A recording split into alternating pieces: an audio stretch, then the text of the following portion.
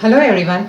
Today's video will talk about one of the most logical question types in the verbal section, critical reasoning. We will look at the assumptions in critical reasoning and we will solve two XAT questions to understand those assumptions better. As you must be aware, critical reasoning is a very important topic. You will encounter it not only in CAT but in GMAT and XAT as well. In fact, in GMAT, it is close to 1/3 of the questions. So be well prepared with this topic. The skills that critical reasoning will test is basically how good you are at understanding arguments, at understanding assumptions behind arguments, and what can be concluded from an argument. So you will have paragraphs that talk about one or more arguments, and you will either have to go behind the information and see what has been assumed, or go ahead and see what has been concluded. We will focus on assumptions. Assumptions are very important because they are used in solving more than half of the questions. They are used in solving questions like strengthening, weakening the argument. It is also used to state the assumption.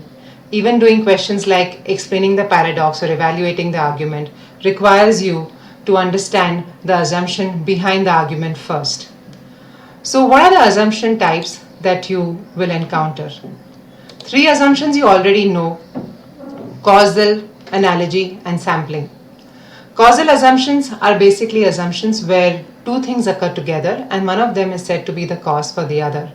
For example, coffee and headaches occur together perhaps, and so coffee causes headaches. Analogy is when what works for A should also work for B. So if people are wearing sweaters in Kashmir, people should also wear sweaters in Rajasthan. Sampling is when what works for a sample also works for a population. So if people in my class in kindergarten like candy, then everybody in the world should also like candy. Besides these assumptions, there are also some new assumptions that XAT introduced. These new 5 assumptions like inductive generalization, predictive argument, argument from authority, generalization based on authority, and deduction generalization have not been encountered in most of these papers before. So we will spend some time with each of these, understand what they are about, and then we'll solve 2 questions which talk about these assumptions. Let's start with inductive generalization. Inductive generalization is basically an argument where, based on some data points, you make some generalization for a particular class. So let's understand this a little bit more. Let's say A has done her MBA and she is smart. B has also done his MBA and he's also smart.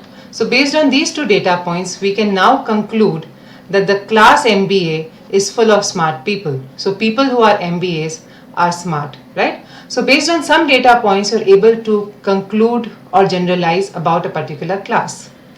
The next argument is very easy to spot, predictive argument, because this is the only argument that talks about the future. So it uses past data to conclude something about the future. An example: whenever I do not exercise, I gain weight. So if I stop exercising, I will gain weight. So will is a future prediction, and hence the assumption here is predictive argument. Argument from authority is when an argument is believed to be true just because an authority or someone who knows about the topic says so. So let's look at an example. This is a true example. There was a leading American zoologist, Mr. Painter, who declared that there are 24 pairs of chromosomes. He was very well renowned, so that even textbooks that had photos which only showed 23 pairs incorrectly mentioned 24 to be the number just because Mr. Painter said so. So whenever you have an authority making a comment in your paragraph, then there's a good chance that you have an argument from authority. Then there's an interesting assumption type, generalization based on authority. This is an amalgamation of argument based on authority and argument based on generalization. Argument based on authority we already know.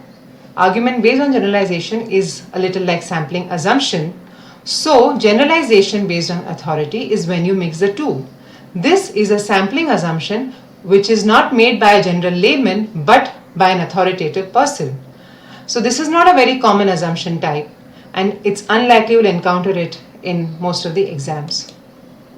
Deduction and generalization is also easy to spot because it is logically foolproof. So whenever you have an argument that does not have any assumption possible because it is logically perfect, Then you have a deduction generalization argument.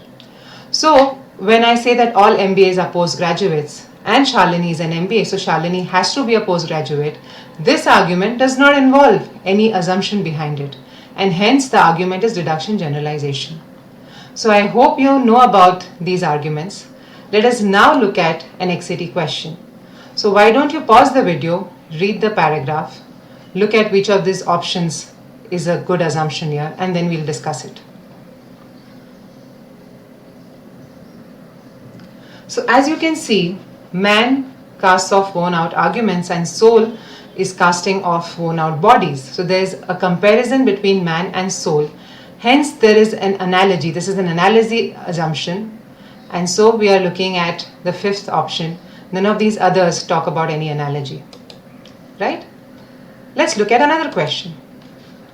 This is a little tricky. So again, pause the video, read it, solve it, and then we'll discuss it.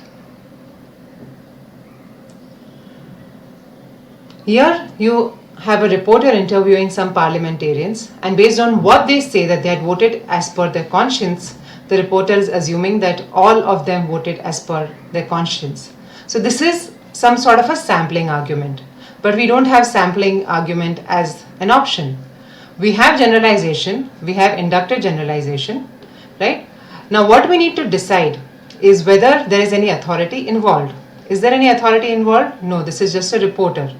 Hence, you have inductive generalization as the answer and not generalization based on authority. Right? So I hope these two questions help you understand these assumptions, arguments more. See you soon. Take care.